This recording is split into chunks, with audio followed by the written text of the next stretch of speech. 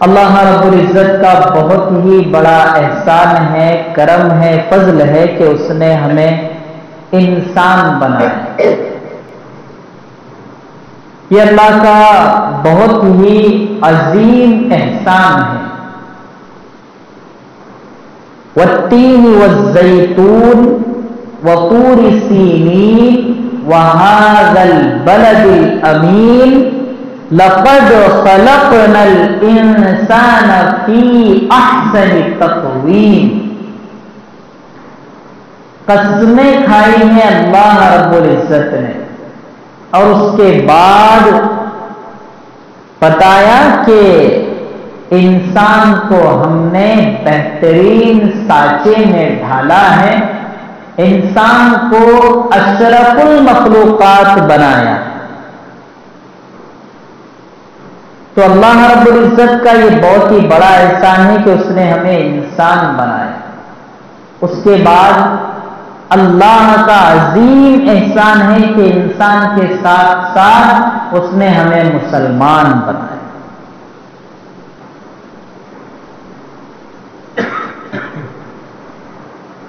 جب تک اس کائنات میں ایک بھی مسلمان اللہ اور اس کے رسول کا نام لینے والا زندہ رہے گا، اس وقت تک اس کائنات کا نظام اسی طرح چلتا رہے گا۔ سورج اپنے وقت پر نکلے گا، اپنے وقت پر ڈوبے گا، ہوائیں اسی طرح چلتی رہے گی، بارش اسی طرح برستی رہے گی، زمین غلے اسی طرح اگاتی رہے گی، ستارے ٹمٹماتے رہے گی، چاند جگمگاتا رہے گا، انسانیت ایک دوسرے کو دیکھ کر خوش غم ہر چیز میں ایک دوسرے کے ساتھ چلتی رہے گی۔ نظام کائنات کا سسٹم اسی طرح چلتا رہے گا۔ لیکن جس وقت اس کائنات میں اللہ کہنے والے یا دوسرے آسان الفاظ میں ایک بھی مسلمان باقی نہیں رہے گا، اس وقت اللہ رب العزت اذا السماء انشقت، آسمان پھٹ جائے گا، وَأَذِنَتْ لِرَبِّهَا وَحُقَّتْ، اور جو زمین ہے وہ اپنے اندر کی تمام چیزوں کو نکالتی پھٹ جائے گی۔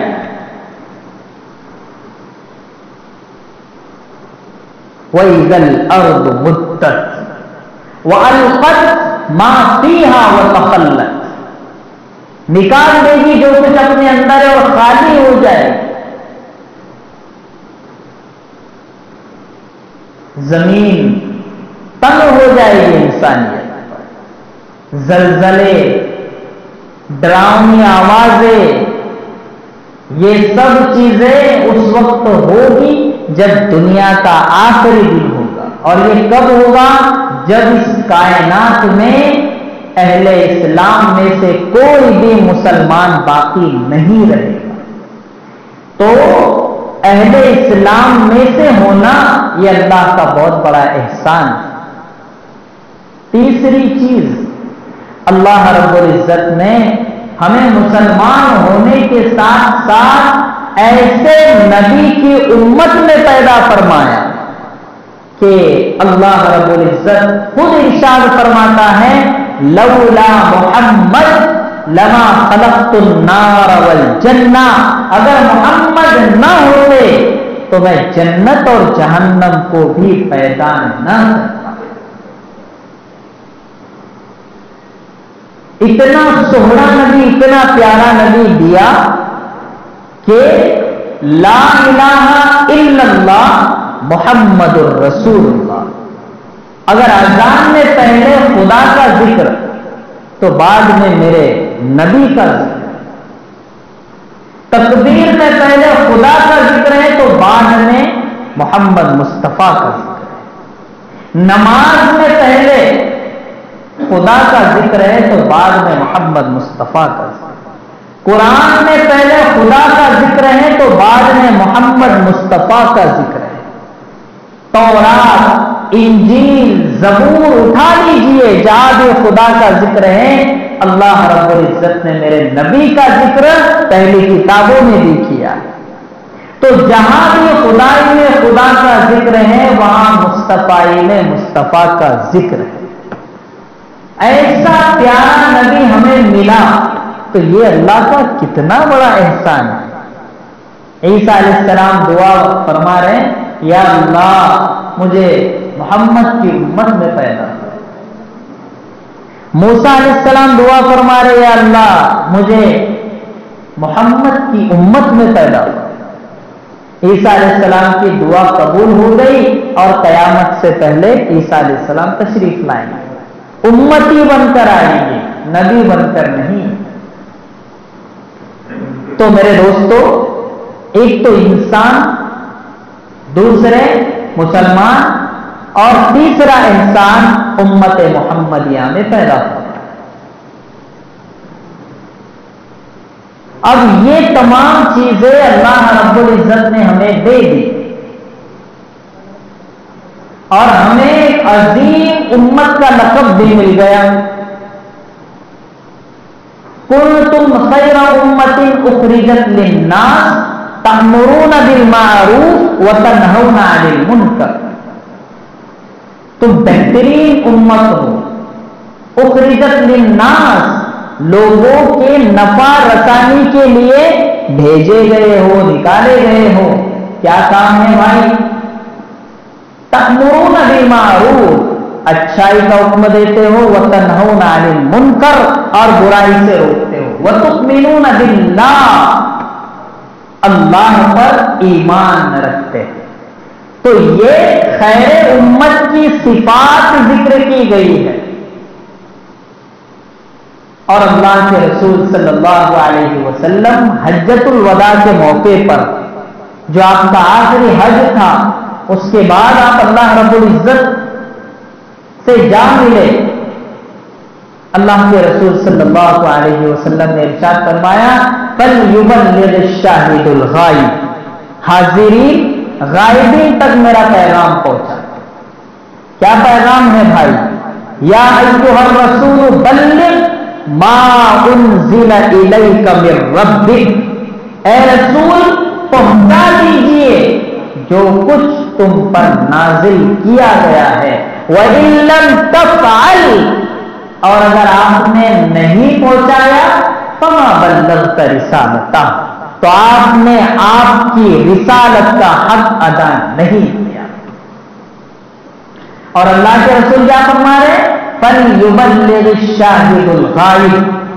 ایک تو اللہ نے فرما دیا اللہ کے رسول سے کہ تم نے میرا جو پیغام ہے وہ پورے طریقے سے پہنچانا ہے. اور اللہ کے رسول جب اس دنیا سے پردہ فرما رہے ہیں تو امت کو ذمہ داری دے رہے ہیں فَلْيُبَلِّغِ الشَّاهِدُ الْغَائِبَ، کہ میرا جو پیغام ہے اب تمہیں آگے پہنچانا ہے. محمد مصطفیٰ کی ذات پر ختم نبوت کا سلسلہ، نبوت کا سلسلہ ختم ہو گیا. میرے اور آپ کے تاجدار آخری نبی ہے. اس کے بعد اگر کوئی نبوت کا دعویٰ کرے تو وہ کذاب ہے، جھوٹا ہے، دجال ہے. انا خاتم النبیین لا نبی بعد، میرے اور آپ کے تاجدار نے فرما دیا میں آخری نبی ہوں، میرے بعد کوئی نبی نہیں آنے والا ہے. اب اگر کوئی مرزا غلام احمد قادیانی آ کر یہ کہیں کہ مجھے نبی مانو تو ہم اسے کافر تو مانیں گے، نبی نہیں مانیں. تو اب اللہ نے ذمہ داری دی رسول کو، رسول نے ذمہ داری دی اپنے بعد آنے والے لوگوں کو، اور وہ آنے والے لوگوں نے اس ذمہ داری کو پہنچاتے پہنچاتے آج میرے اور آپ کے سروں پر ٹوپیاں.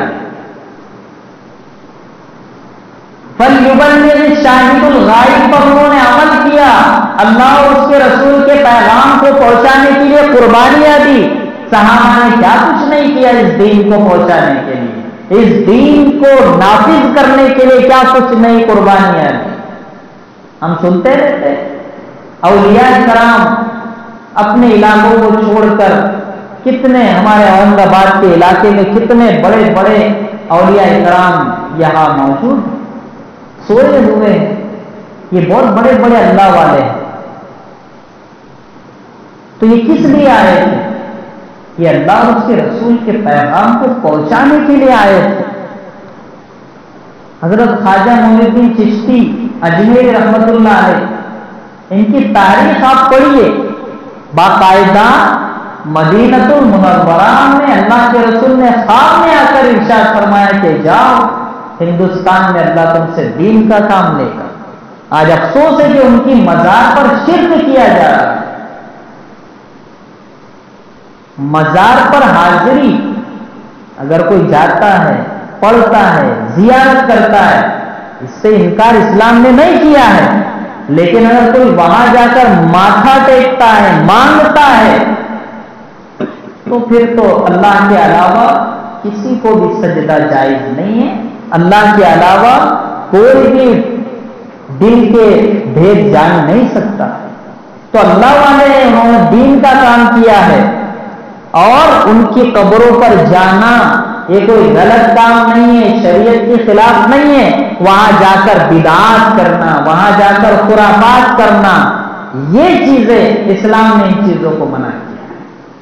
تو لوگوں نے فَلْيُبَلِّغِ الشَّاهِدُ الْغَائِبَ کا پیغام پہنچایا، لوگوں کو بتایا، اور آج میں اور آپ مسلمان ہیں.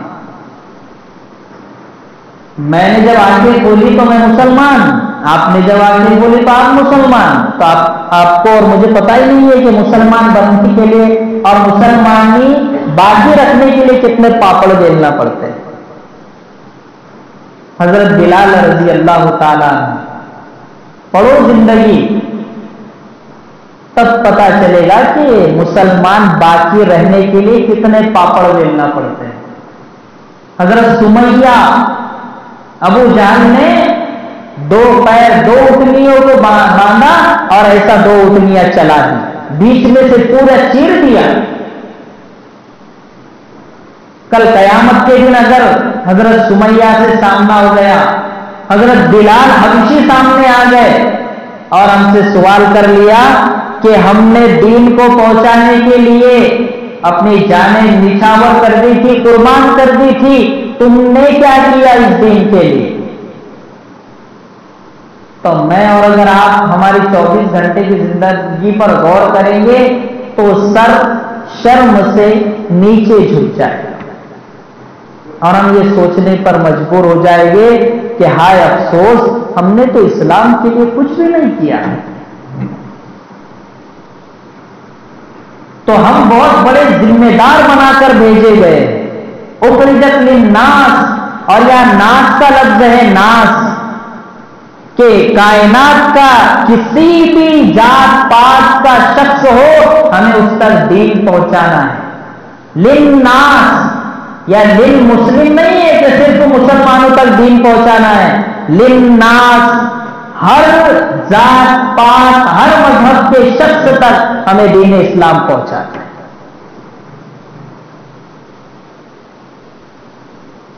ہم اسلام کو پہلے تو خود پڑھیں. افسوس ہوتا ہے یہ کہتے ہوئے کہ آج ہمیں اسلام کی ایک مسلمان ہونے کے ناطے پوری پہچان نہیں ہے. اگر ایسے مسلم ہونے کے ناطے ہمیں پوری اسلام کی پہچان ہوتی تو شاید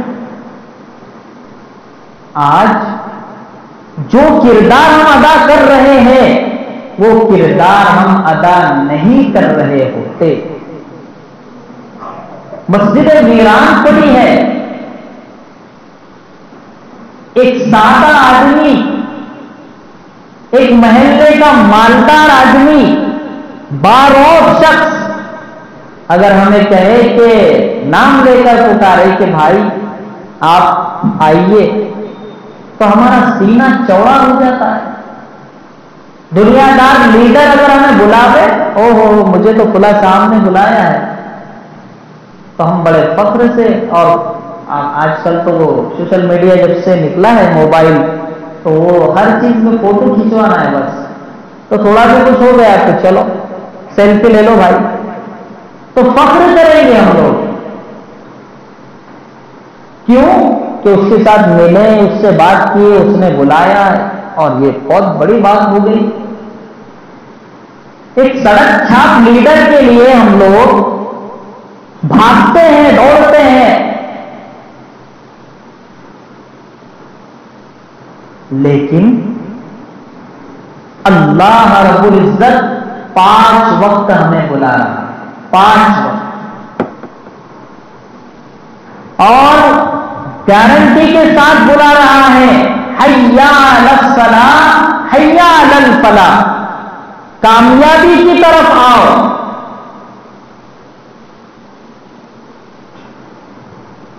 لیکن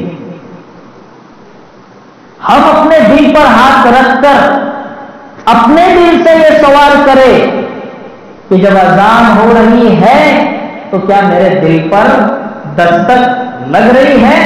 کیا میرا دل یہ محسوس کر رہا ہے کہ میرا رب مجھے بلا رہا ہے؟ آج ہمارے ایمان کی سطح کہاں چلی گئی کہ ہمارا ایمان ہمیں 5 وقت 5 منٹ کے لیے 10 منٹ کے لیے مسجد میں نہیں لا پا رہا ہے۔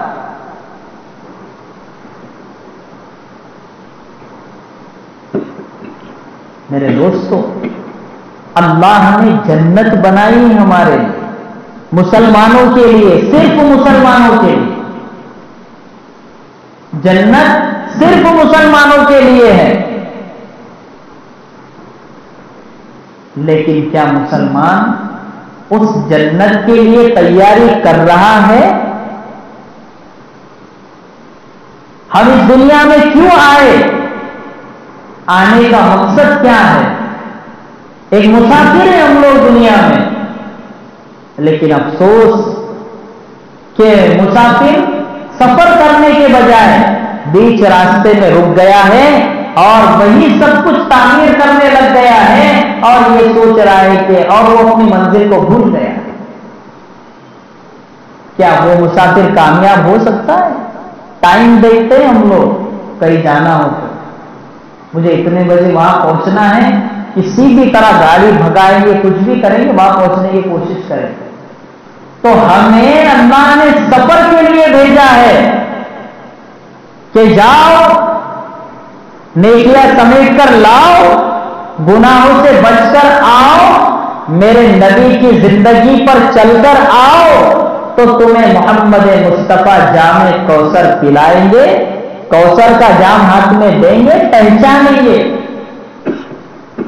اور اگر ہم نے اسلام کے خلاف چل کر زندگی گزاری، جیسا کہ آج ہم چل رہے ہیں، اگر ہم نے محمد مصطفیٰ صلی اللہ علیہ وسلم کے اسوہ حسنہ کو چھوڑ کر کسی ہیرو ایکٹر کی زندگی کو مثال بنا کر اگر زندگی گزاری، نماز سے دور رہے، اسلام سے دور رہے، زکات نہیں ادا کی، حج ادا نہیں کیا، فرائض میں کوتاہی کی، اور اسی طریقے سے دروغ گوئی کر کے، جھوٹ فریب کر کے اپنی زندگی گزارتے رہیں، تو کل جب میرے اور آپ کے آقا سے ہمارا سامنا ہوگا، میرے اور آپ کے آقا جام کوثر لے کر کھڑے ہوئے ہوں گے، تو پھر مجھے آپ بتائیے کہ 5 وقت کی نماز ہم سے نہیں ہو رہی ہے، تو کیا میرے اور آپ کے آقا ہمیں پہچانیں گے کیا؟